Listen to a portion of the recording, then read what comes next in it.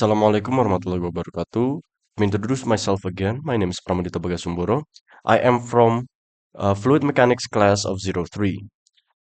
This will be the third series in my playlist to explain the second problem or the second question in the quiz. This time it will be for fluid mechanics. And so for the first problem, we must optimize the aerodynamics of a drone. In the first step of IMAC consciousness, we must be fully aware and fully understand the operational requirements of the military drone, including its speed, maneuverability, and stability in various atmospheric conditions. Engage with the problem by reviewing existing designs and identifying key performance indicators that need improvement.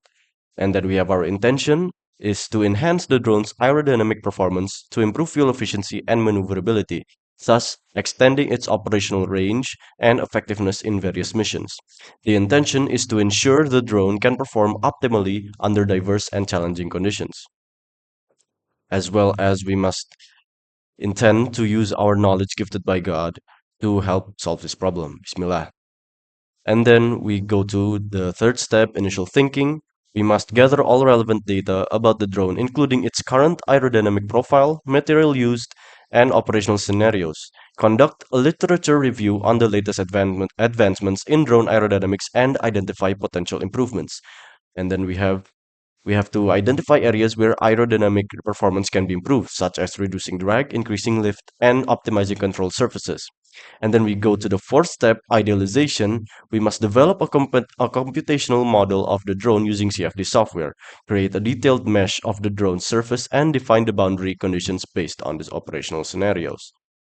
And then we must hypothesize that altering specific design features such as wing shape or the displacement of control surfaces can significantly improve aerodynamic performance.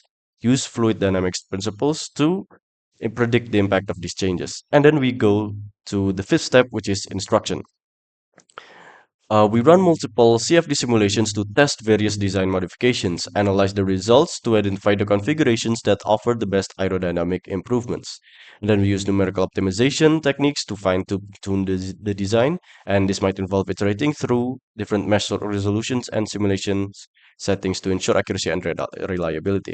And then we validate the optimized design through wind tunnel testing or real-world trials to ensure that the improvements translate effectively from the simulations to practical applications.